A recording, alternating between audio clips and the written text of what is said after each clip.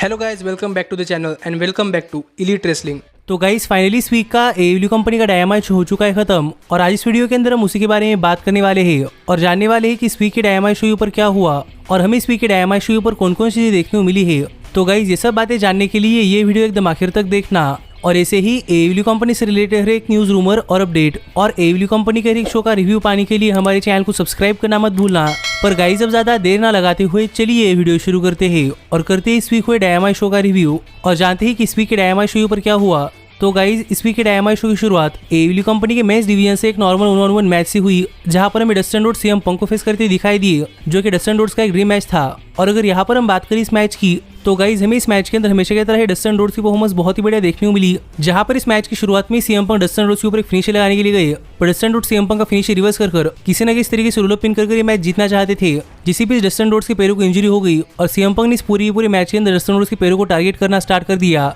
जो देखकर यहाँ पर पूरा का पूरा क्राउड सीएम पंक के लिए नहीं बल्कि डस्टिन रोड्स के लिए चीयर कर रहा था, जिससे कि ये मैच देखने के लिए काफी मजा आ रहा था। और डस्टिन रोड्स ने इस मैच के अंदर अपना कमबैक कर सीएम पंक के ऊपर अपने काफी तगड़ी मूव्स लगाना स्टार्ट कर दिया, जहां पर डस्टिन रोड्स ने सीएम पंक के ऊपर कोडी रोड्स का फिनिशर यानी क्रॉसरोड्स भी लगा दिया और सीएम पंक के ऊपर एक पाइल ड्राइवर लगाकर डस्टिन रोड्स ने सीएम पंक को पिन कर दिया, लेकिन सीएम पंक फिर भी किक आउट कर पाए, जो देखकर डस्टिन रोड्स सीएम पंक के ऊपर अपने फादर की मूव्स लगाने के लिए गए, लेकिन सीएम पंक ने रिवर्स कर पंक डस्टिन रोड्स के ऊपर अपना फिनिशर यानी कि जीटीएस लगाने के लिए गए, जिससे डस्टिन रोड्स रिवर्स कर पाए, पर सीएम पंक ने डस्टिन रोड्स की इस रिवर्सल को एक पिन के अंदर कन्वर्ट कर लिया, जिससे कि डस्टिन रोड्स को पिन कर सीएम पंक ने मैच जीत लिया है। और सीएम पंक ये मैच जीतने के बाद डस्टिन रोड्स ने यहाँ पर सीएम पंक को कॉन्ग्रेचुलेट किया, जिससे आप समझ सकते हैं कि यहाँ पर सीएम पंक और डस्टिन रोड्स इनके मन में एक दूसरे के लिए इतनी रिस्पेक्ट है। पर गाइज यहाँ पर सबसे बड़ी चीज ये मैच खत्म होने के बाद हुई, क्योंकि ये मैच खत्म होने के बाद जब सीएम पंक यहाँ जा रहे थे तभी यहाँ पर कोई और नहीं बल्कि हैंगमैन एडम पेज आ गए। और यहाँ पर अगर hangman Adam page CM Punk के मुंह के सामने खड़े हो गए, जिससे कि हम समझ सकते हैं कि अब हमें आगे चलकर एडब्ल्यू कंपनी के अंदर हैंगमैन एडम पेज और सीएम पंक की राइवलरी देखने को मिलने वाली है,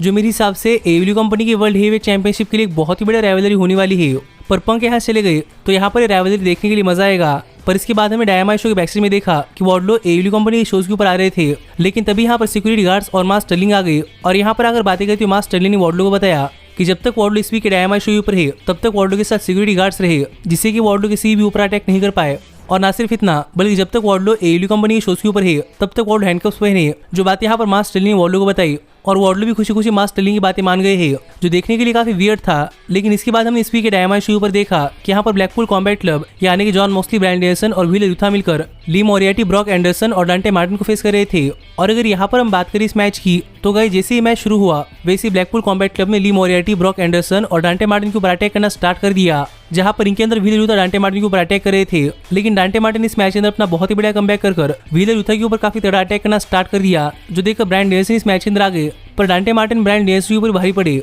जो देखकर जॉन मॉक्सली इस मैच के अंदर आ गए। पर फिर भी सरप्राइजिंगली यहाँ पर डांटे मार्टिन और ब्रॉक एंडरसन ये दोनों ही मिलकर जॉन मॉक्सली को डोमिनेट कर रहे थे। और ऐसे इस मैच के आखिर में ली मोरियार्टी ब्रायन डेनियल्सन के ऊपर अपना सबमिशन मूव लगाने के लिए जा रहे थे, पर ब्रायन ने इसे रिवर्स कर दिया और दूसरी तरफ डांटे मार्टिन जॉन मॉक्सली के ऊपर अपना फिनिशर लगाने के लिए गए, पर डांटे मार्टिन थोड़ा बार हिचकिचाए, जिसका फायदा उठाकर जॉन मॉक्सली ने डांटे मार्टिन के ऊपर अटैक करना स्टार्ट कर दिया। ब्रायन डेनियल्सन ने ली मोरियार्टी के ऊपर अटैक करना स्टार्ट कर दिया और व्हीलर यूथा ने ब्रॉक एंडरसन के ऊपर अटैक करना स्टार्ट कर दिया। और इसी बीच जॉन मॉक्सली ने डांटे मार्टिन के ऊपर अपना फिनिशर पैराडाइम शिफ्ट लगा दिया और यहाँ पर डांटे मार्टिन को पिन कर जॉन मॉक्सली ने अपनी टीम के लिए मैच जीत लिया है, जो देखा जाए तो इस वीक के डायनामाइट शो ऊपर एक बहुत ही बढ़िया मैच था। तो देखना पड़ेगा कि आगे चलकर ब्लैकपूल कॉम्बैट क्लब की डायरेक्शन क्या होती है। पर इसके बाद हमने डायनामाइट शो के बैकस्टेज में देखा कि यहाँ पर एडम कोल, यंग बक्स और काइल ओ'रिली और बॉबी फिश मिलकर अपने आज तक के एडब्ल्यू करियर के बारे में बात कर रहे थे, जहाँ पर इन सभी का कहना था कि ये सभी अपने काफी बड़े मैचेस हार चुके हैं और अब इन्हें दोबारा से फोकस करना पड़ेगा। और इसीलिए यहाँ पर एडम कोल यंग बक्स को सुना रहे थे, क्योंकि यहाँ पर एडम कोल को ऐसा लग रहा था कि यंग बक्स की वजह से एडम कोल की टीम अपने मैचेस हार रहे हैं। और इसीलिए यहाँ पर एडम कोल ने यंग बक्स को अपनी रेसलिंग सुधारने के लिए कहा, जो देखा जाए तो काफी गलत बात है, क्योंकि यहाँ पर एडम कोल, काइल ओ'रिली और बॉबी फिश ये तीनों भी हार चुके हैं, लेकिन यहाँ पर एडम कोल यंग बक्स को ब्लेम कर रहे हैं। पर एडम कोल को दिखाना है कि अनडिस्प्यूटेड एलीट क्या है, इसीलिए एडम कोल यहाँ पर अनाउंस कर दिया है कि नेक्स्ट वीक के डायनामाइट शो पर Adam Cole, Young Bucks, Kyle O'Reilly और बॉबी फिश ये पांचों पार्टिसिपेंट्स एक 10-man टैग टीम मैच के अंदर होने वाले हैं। तो देखना पड़ेगा कि 10-man टैग टीम मैच कैसा होता है। लेकिन इसके बाद हमें डायनामाइट शो पर समोआ जो एक बैकस्टेज सेगमेंट के अंदर बात करते हुए जे लीथल से कहते हुए दिखाई दिए कि जे लीथल को समोआ जो से कोई नहीं बचा सकता, चाहे वो संजय दत्त हो या फिर सतनाम सिंह। पर यहाँ पर बात करते हुए संजय दत्त, सतनाम सिंह और जे लीथल ने कहा कि उनके सामने समोआ जो कुछ भी नहीं है और अब समोआ जो का टाइम आ चुका है, जहाँ पर सतनाम सिंह समोआ जो को पुट डाउन करने वाले हैं। तो देखना पड़ेगा कि क्या हमें काफी जल्दी सतनाम सिंह और समोआ जो इनके बीच में सतनाम सिंह का एडब्ल्यू कंपनी का डेब्यू मैच देखने को मिलता है या नहीं। पर आप भी मुझे कमेंट करके बताइए कि आपका हमारे इंडियन सुपरस्टार यानी कि सतनाम सिंह के ऊपर क्या कहना है। पर इसके बाद हमने डायनामाइट शो पर देखा कि यहाँ पर टोनी शिवानी आए थे और यहाँ पर बात करते हुए टोनी शिवानी ने टोनी खान को बुला लिया, क्योंकि यहाँ पर टोनी खान ने काफी बड़ी अनाउंसमेंट करना चाहते थे। और अपनी इस बड़ी अनाउंसमेंट के लिए टोनी खान ने न्यू जापान प्रो रेसलिंग के सीईओ को बुला लिया, जिससे कि आप समझ सकते हैं कि यहाँ पर अनाउंसमेंट क्या होने वाली है।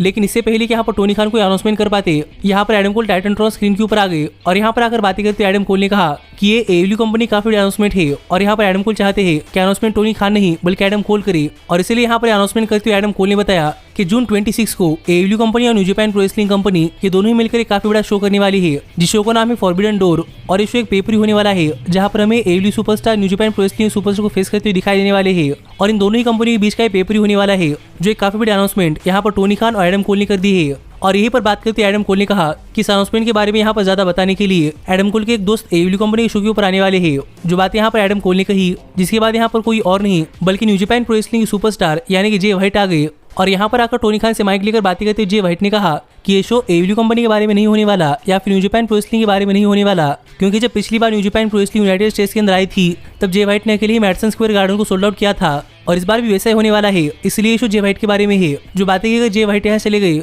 पर गाइज यही है एडब्ल्यू कंपनी की काफी बड़ी अनाउंसमेंट। जिस अनाउंसमेंट के ऊपर आपका क्या कहना है ये आप मुझे कमेंट कर बताइए। पर सच में एडब्ल्यू कंपनी का अनाउंसमेंट सुनकर मैं यहाँ पर एडब्ल्यू कंपनी और न्यू जापान प्रो रेसलिंग इनका शो देखने के लिए काफी एक्साइटेड हूँ। और मुझे भी देखना है कि हमें इस शो पर कौन कौन से मैचेस देखने को मिलते हैं। पर इसके बाद हमें डायनामाइट शो पर मरिया शेफर्ड के लिए हाइप वीडियो देखने को मिला, जिसके बाद अपने बैकस्टेज सेगमेंट के अंदर बात करते हुए जेड कारगिल कह रही थी कि जेड कारगिल मरिया शेफर्ड को उनके मैच के अंदर हराकर अपने बैटरीज के साथ अपनी जीत सेलिब्रेट करने वाली है, यानी कि रेड वेलवेट और कियारा होगन इनके साथ अपनी जीत सेलिब्रेट करने वाली है। जो बात यहाँ पर जेड कारगिल कर रही थी, जिससे कि आप समझ सकते हैं कि जेड कारगिल मरिया शेफर्ड के खिलाफ के अपने मैच के लिए काफी ओवर कॉन्फिडेंट है। तो इसीलिए देखना पड़ेगा कि क्या अपने ओवर कॉन्फिडेंस के अंदर जेड कारगिल मैच हारती है या नहीं, क्योंकि आज तक तो अनडिफिटेड चल रही है। पर इसके बाद हमें डायनामाइट शो पर देखा कि हम जब डायनामाइट शो पर स्टैंड के अंदर बैठकर बातें करते हुए कह रहे थे कि वार्डलो एमजेफ के सामने कुछ भी नहीं है, और दिखाने के लिए एमजेफ चाहते हैं कि वार्डलो अपने इस मैच के लिए अपने इंटरेस्ट म्यूजिक के बिना ही अपनी एंट्री करे। जो बात यहाँ पर एमजेफ ने कही, जिसके बाद यहाँ पर वार्डलो अपने मैच के लिए आ गए, जहाँ पर वार्डलो के हाथ में हथकड़ी थी और यहाँ पर वार्डलो को अपना इंटरेस्ट म्यूजिक नहीं मिला। पर जब वार्डलो अपना मैच रसल करने के लिए आ गए तब वार्डलो के हाथ से हथकड़ी निकाली गई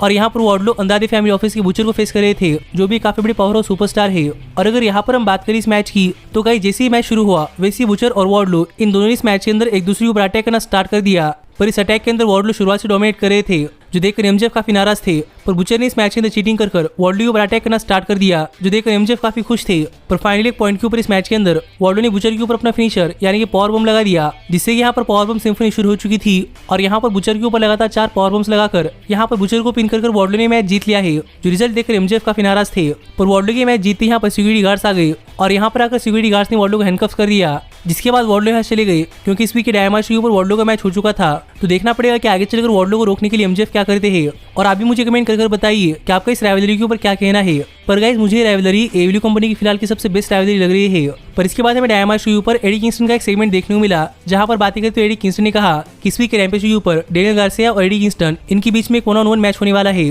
और जेरिको ऑपरेशन सोसाइटी और सैंटाना और ओटीज ये सभी रिंग साइड से बैन है, इसीलिए इस मैच के अंदर एडी किंगस्टन डेनियल गार्सिया काफी बुरा हाल करने वाले हैं। और जेरिको को ये देखना चाहिए, क्योंकि आगे चलकर जेरिको का भी हाल यही होने वाला है। जो बात यहाँ पर एडी किंगस्टन ने कही, तो देखना पड़ेगा कि इस वीक के रैम्पेज शो के ऊपर एडी किंगस्टन के मैच के अंदर क्या होता है। पर इसके बाद हमें डायनामाइट शो पर ओवेन हार्ट कप टूर्नामेंट का क्वालिफाइंग मैच देखने को मिला, जहां पर जंगल बॉय काइल ओ'रिली को फेस कर रहे थे। और अगर यहाँ पर हम बात करें इस मैच की, तो गाइज ये मैच भी इस वीक के डायनामाइट शो का एक बहुत ही बढ़िया मैच रहा, जहां पर जंगल बॉय इस मैच के अंदर अपनी स्पीड का इस्तेमाल करना चाहते थे, लेकिन काइल ओ'रिली ने इस मैच के अंदर अपने जबरदस्त मूव्स का इस्तेमाल कर जंगल बॉय को इस मैच के अंदर उनकी स्पीड का इस्तेमाल नहीं करने दिया, जिससे कि इस मैच के अंदर मोस्टली काइल ओ'रिली ने डोमिनेट किया। पर एक टाइम के लिए जंगल बॉय ने इस मैच के अंदर अपना कमबैक कर जंगल बॉय ने काइल ओ'रिली के ऊपर काफी टेढ़े मूव्स लगाना स्टार्ट कर दिया और ऐसा लग रहा था कि जंगल बॉय मैच काफी जल्दी जीतने वाले हैं। पर इसी बीच सरप्राइजिंगली काइल ओ'रिली ने जंगल बॉय के ऊपर एक काफी खतरनाक ब्रेन बस्टर लगा दिया, जिसके बाद यहाँ पर देखने में ऐसा लग रहा था कि प्रॉब्लम यहाँ पर जंगल बॉय नॉकआउट हो चुके हैं। और इसी का फायदा उठाकर काइल ओ'रिली ने टॉप रोप से जंगल बॉय के ऊपर अपना फिनिशर यानी नी ड्रॉप लगा दिया और यहाँ पर जंगल बॉय को पिन कर काइल ओ'रिली ने मैच जीत लिया है। जो देखा जाए तो मेरे लिए इस वीक के डायनामाइट शो पर काफी शॉकिंग रिजल्ट था,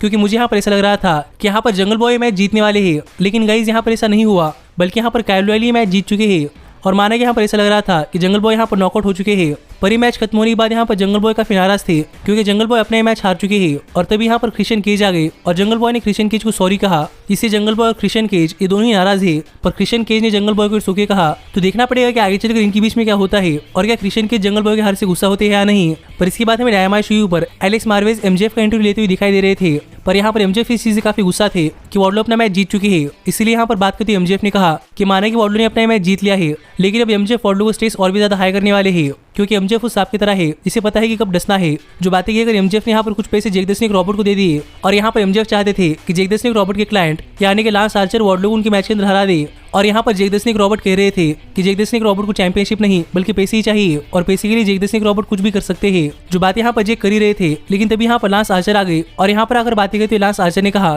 कि लांस आर्चर को पैसे भी नहीं चाहिए, लांस आर्चर को सिर्फ फाइट करनी है। जो बातें की अगर लांस आर्चर यहाँ चले गए और यहाँ पर लांस आर्चर का अग्रेशन देखकर एमजेफ काफी खुश थे, क्योंकि एमजेफ को लग रहा है कि लांस आर्चर वार्डलो को हरा सकते हैं। तो देखना पड़ेगा कि नेक्स्ट वीक ऐसा हो पाता है या नहीं, और आप भी मुझे कमेंट कर बताइए कि इसके ऊपर आपका क्या कहना है। पर इसके बाद हमें डायनामाइट शो पर हुक आते हुए दिखाई दिए, क्योंकि इस डायनामाइट शो पर यहाँ पर हुक का एक डेब्यू मैच होने वाला था और यहाँ पर हुक का मैच एक लोकल टाइटन के खिलाफ था। और यहाँ पर हुक को एग्जामिन करने के लिए मार्क स्टर्लिंग और टोनी नीस दोनों ही रिंग साइड से मैच देख रहे थे। लेकिन जहां तक बात है इस मैच की, तो गाइस जैसे ही मैच शुरू हुआ वैसे हुक ने इस मैच के अंदर अपने ओपोनेंट्स के ऊपर काफी तगड़े मूव्स लगाना स्टार्ट कर दिया और अपने ओपोनेंट के ऊपर काफी ब्रूटल अटैक कर यहाँ पर हुक काफी जल्दी ही मैच जीतने के लिए जा रहे थे। लेकिन तभी यहाँ पर डैनाहाउसन आ गए और यहाँ पर आकर डैनाहाउसन ने हुक को कर्स कर दिया, पर फिर एक बार यहाँ पर डैनाहाउसन का कर्स हुक के ऊपर वर्क नहीं किया और यहाँ पर हुक ने अपने ओपोनेंट के ऊपर अपना सबमिशन रेड डोर लगा दिया, जिससे कि सबमिशन के सारे हुक ने मैच जीत लिया है। और हुक के मैच जीतते ही यहाँ पर माइक लेकर बातें करते हुए डैनाहाउसन ने कहा कि अब बहुत हो चुका, डैनाहाउसन का कर्स हुक के ऊपर वर्क नहीं कर रहा और इसलिए अब डैनाहाउसन रुकने नहीं वाले, क्योंकि अब डैनाहाउसन खुद ही हुक को फेस करने वाले हैं। जो बात यहाँ पर डैनाहाउसन ने कही और डैनाहाउसन कैसे कहती यहाँ पर पूरा क्राउड डैनाहाउसन के लिए चेयर कर रहा था,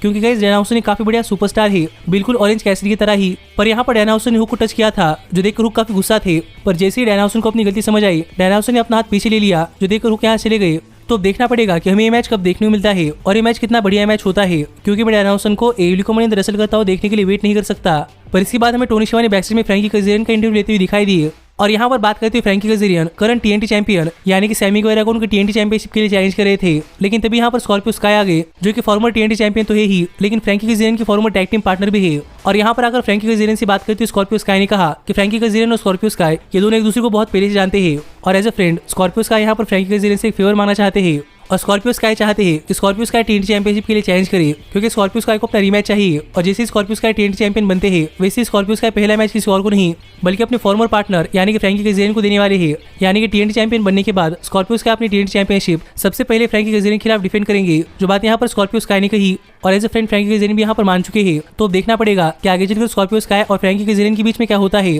पर इसके बाद हमें डायनामाइट शो पर थंडर रोजा के लिए खाए पीड़ो देखने को मिला, जहाँ पर बातें करते हुए थंडर रोजा ने कहा कि थंडर रोजा ने फाइनली नारोज को हरा दिया है और थंडर रोजा ने प्रूव कर दिया है कि थंडर रोजा एक स्टेपिंग स्टोन नहीं है बल्कि वो एडब्ल्यू कंपनी की टफेस्ट वीमेन चैंपियन है। और अब थंडर रोजा अपना अगला चैलेंज एक्सेप्ट करने के लिए रेडी है। तो देखना पड़ेगा कि थंडर रोजा का अगला चैलेंजर कौन होता है। पर इसके बाद हमें नए टीएनटी चैंपियन यानी कि सैमी गुएरा और टाइकोंटी ये दोनों इस वीक के डायनामाइट शो पर आते हुए दिखाई दिए। और यहाँ पर आकर बातें करते हुए सैमी गुएरा और टाइकोंटी कह रहे थे कि फाइनली सैमी गुएरा के पास वो सब है जो कि सैमी गुएरा चाहते थे, जैसे कि टीएनटी चैंपियनशिप और उनकी गर्लफ्रेंड। और यहाँ पर सैमी गुएरा बात कर ही रहे थे, लेकिन तभी यहाँ पर मैन ऑफ द ईयर यानी कि स्कॉर्पियो स्काई, रिथन पेज और डैन लैम्बर्ट आ गए। और यहाँ पर आकर बातें करते हुए स्कॉर्पियो स्काई ने कहा कि सैमी गुएरा ने चीटिंग के सारे स्कॉर्पियो स्काई से टीएनटी चैंपियनशिप ले ली है और यहाँ पर स्कॉर्पियो स्काई अपने रीमैच डिमांड करते हैं। जो बात यहाँ पर स्कॉर्पियो स्काई ने कही जिस पर सैमी गुएरा मजाक कर रहे थे, लेकिन यहाँ पर रिथन पेज ने काफी गुस्से में कहा कि वो यहाँ पर मजाक करने के लिए नहीं बल्कि अपना रीमैच मांगने के लिए आए हैं, जिस पर डैन लैम्बर्ट ने मैन ऑफ द ईयर की तरफ से सैमी गुएरा को उनकी टीएनटी चैंपियनशिप के लिए चैलेंज किया। और यहाँ पर बात करते हुए सैमी गुएरा ने कहा कि सैमी गुएरा अपनी टीएनटी चैंपियनशिप स्कॉर्पियो स्काई के खिलाफ तभी डिफेंड करने वाले हैं जब स्कॉर्पियो स्काई और पेज वैन ज़ैन और सैमी गुएरा और टाइकोंटी इनके बीच में एक mixed gender tag team match हो जाए। जो बात यहाँ पर सैमी गुएरा ने कही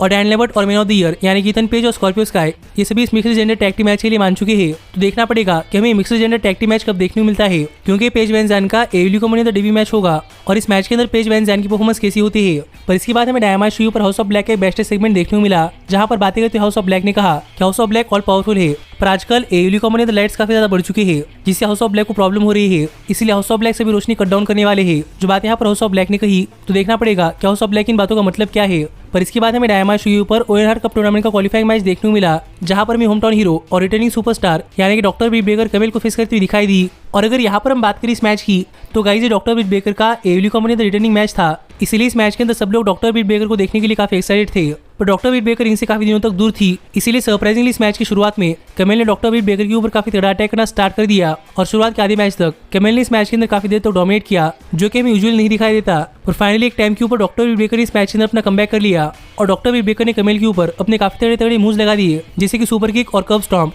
और फाइनली यहाँ पर कमेल के ऊपर अपना फिनिशर यानी कि लॉकजॉ लगाकर यहाँ पर सबमिशन के साथ डॉक्टर बीट बेकर ने मैच जीत लिया है, जो कि इस वीक के डायमंड शो के ऊपर एक ठीक ठाक मैच था, जहाँ पर डॉक्टर बीट बेकर को अपनी होम टाउन के अंदर जीत मिली है। और यहाँ पर doctor Britt Baker Owen Hart Cup tournament के लिए क्वालिफाई हो चुकी है। पर बीट बेकर के मैच जीतने के बाद यहाँ पर माइक लेकर बातें करते हुए बीट बेकर ने कहा कि माना कि बीट बेकर एडब्ल्यू कंपनी की वीमेंस वर्ल्ड हेवीवेट चैंपियनशिप हार चुकी है और थंडर रोजा एडब्ल्यू कंपनी की वीमेंस वर्ल्ड हेवीवेट चैंपियन है, लेकिन थंडर रोजा एडब्ल्यू कंपनी की सबसे worst women's world heavyweight champion है। और जितनी देर तक डॉक्टर बीट बेकर एडब्ल्यू कंपनी से दूर थी उतनी देर तक एडब्ल्यू कंपनी की वीमेंस डिवीजन के अंदर कुछ भी नहीं हुआ, क्योंकि अब एडब्ल्यू कंपनी की वीमेंस डिवीजन के ऊपर रूबी सो, टोनी स्टॉर्म और जेड कारगिल इस तरह की रेसलर रसल कर रही है, जहां पर जेड कारगिल लगता है कि जेड कारगिल सबसे टफेस्ट सुपरस्टार है, पर वो नहीं है। और डॉक्टर बीट बेकर अभी baddest bitch on the block है और ये डॉक्टर बीट बेकर प्रूव करने वाली है। जो बातें यहाँ पर डॉक्टर बीट बेकर ने कही तो देखना पड़ेगा कि आगे चलकर डॉक्टर बीट बेकर क्या करती है। पर मैं डॉक्टर बीट बेकर को दोबारा से देखकर काफी खुश हूँ और अभी मुझे कमेंट करके बताइए कि बीट बेकर रिटर्न के ऊपर आपका क्या कहना है। पर इसके बाद हमें डायमंड शो के ऊपर हिकारू शिडा और सेरेना डेप इन दोनों के लिए एक हाइप वीडियो देखने को मिला, जहां पर बात करती हुई हिकारू शिडा और सेरेना डेप इन दोनों ने अपनी राइवलरी का आखिरी मैच